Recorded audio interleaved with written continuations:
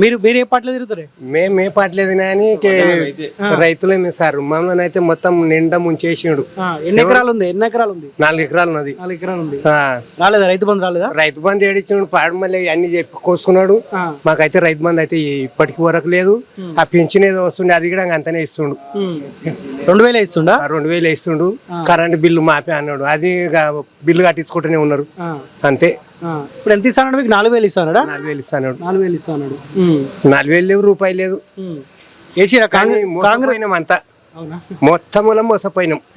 మళ్ళీ అప్పుడు మోసమే, ఇప్పటికి మోసమే, ఎప్పటికీ మోసమే. ఇప్పుడు మళ్ళీ కాంగ్రెస్ వచ్చే అవకాశం ఉంది? రాదు రాదు రాదు. ఏమంటుండే బీఆర్ఎస్ వస్తే మంచిగా ఉంటుండేనా? బీజేపీ అన్న వస్తుంది, అదేంటి టీఆర్ఎస్ అన్న వస్తుంది. ఈ బీజేపీ కాంగ్రెస్ అయితే పోతుంది, గాట్లే పోతుంది, ఎక్కడ పోతుందో. ఒకవేళ కేసీఆర్ వస్తే ఇస్తుండే 4000 ఇస్తుండే పెన్షన్?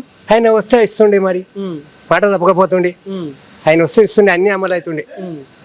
ఇప్పుడు ఎంపీ ఎలక్షన్స్ ఎట్లుంటాయి రాబోయే ఎంపీ ఎలక్షన్స్? ఇక ఏమో సార్, ఇక ఎంపీ ఎలక్షన్ అంటే ఎవరికి అనుకుంటారు? మీరు ఎవరికి అనుకుంటారు? మేము అంటే కాంగ్రెస్ బీజేపీ అని ఉంటుంది, టీఆర్ఎస్ అని ఉంటుంది. ఈయనకైతే ఏరియా టీఆర్ఎస్ ఆయన అటు పోయిందిగా, కాంగ్రెస్ లో పోయిందిగా. పోతే పోయిండేమో కానీ ఆయనకైతే ఏరు.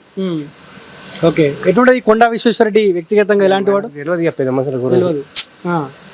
మమ్మల్ని అయితే ముంచిండు, మమ్మల్ని అయితే నిండా ముంచేసిండు, రైతులని మాత్రం. అంతేనా? ఇప్పుడు ఏమంటుండు ఈ రేవంత్ రెడ్డి? 10 ఏళ్ళు కేసీఆర్ ముంచిండు, కొంత టైం పడుతుంది కోలుకొని. ఎందుకు తెల్లారే ఇస్తామన్నాడు కదా, ఆ ఉత్తగా ఎందుకు చెప్పిండు అట్లా? మరి గుదల దమ్ములేని మాటలు మాట్లాడిండు. అంతేనా? అవు మరి అప్పుల పాలైందంటా ఉండుగా. అవి ఆయన అప్పులున్నాయి పాపులున్నాయి కానీ దమ్ములేంది అయితే మాట్లాడొద్దుగా, రావద్దుగా, మరి రావద్దు కదా అన్న. 1 ఎకరం ఏందని ఉంటే అమ్మి కట్టాలి, మరి మాటలు మాట్లాడినాడు. వస్తే బీజేపీ అన్న లేకపోతే టీఆర్ఎస్ అన్న? మళ్ళీ లేదన్నమాట. కవిత లోపలికి పోయింది తెలుసా? టీఆర్ జైలు పోయింది ఇప్పుడే. పోయిందేమో మనకు తెలియదు అంత కానీ. చూడలేదా? ఏమనుకుంటారు? లిక్కర్ స్కామ్ లో కవిత అరెస్ట్ అయింది కదా, ఏమనుకుంటారు? తెలియదు సార్. తెలియదా? మీరన్నా మీరు ఎటు తిరుగుతారు? నేను మామూలుగా రైతునే. రైతువే? అన్ని పార్టీలలో తిరుగుతారా?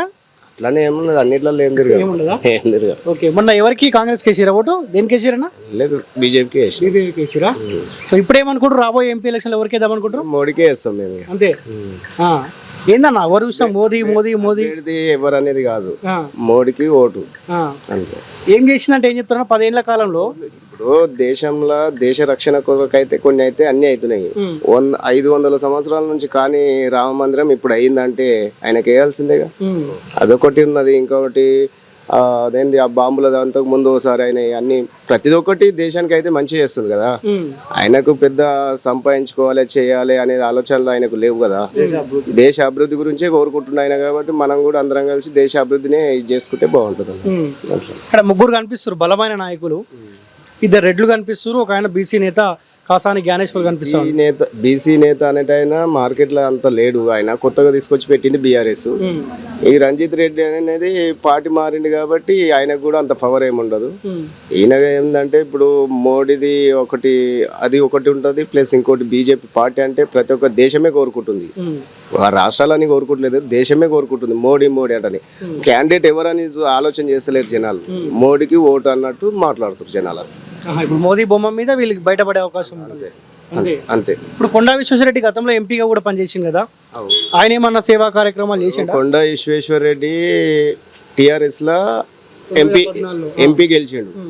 కేసీఆర్ స్కామ్లన్నీ నచ్చకనే అందులోకెళ్ళి బయటకు వచ్చిండు. ఆయన బయటకు వచ్చి బై మిస్టేక్ ఏంది ఎంపీలో అదేంది కాంగ్రెస్ నుంచి పోయినసారి పోటీ చేసిండు. అదేదో అంత ఇది కానందుకు ఆయన మొన్న ఓడిపోవడం జరిగింది. కానీ ఆయన మళ్ళీ కరెక్ట్ డిసిషన్ ఏంది బీజేపీకి తీసుకుండు కాబట్టి ఇప్పుడు కరెక్ట్ ఆయన ఖచ్చితంగా ఛాయిస్లు ఉంటాయి. సో కవిత లోపల పోయింది ఇప్పుడు తిహార్ జైల్లోకి. ఎవరికి కవిత అరెస్ట్ ఏ పార్టీ కలిసి వస్తుంది? ఇది బీజేపీకి కలిసి వస్తుంది. ఎందుకంటే అప్పుడే ఇంతకు ముందే అయ్యేది ఉండే ఆ పని. కాకపోతే ఏంటంటే కొంచెం లేట్ అయినందుకు అప్పుడు కానీ ఆమె ఈ పని అయిన ఉంటే పక్క బీజేపీ అధికారంలో ఉంటుండే రాష్ట్రంలో కూడా. బీఆర్ఎస్ పార్టీ కూడా కొంచెం సానుభూతి వచ్చే అవకాశం ఉంటుంది. నా బిడ్డను అరెస్ట్ చేసారు, అది వాళ్ళు తప్పు చేసిరు కాబట్టి స్కామ్ అరెస్ట్ అయ్యారు కదా. తప్పు చేయకుంటే మంచిగా ఉంటుండే. తప్పులు చేసినోడు ఎప్పటికైనా కానీ తప్పదు కదా, ఎప్పటికైనా న్యాయమైనది ఉంటది కదా, అట్లా అన్నట్టు అది. ఓకే.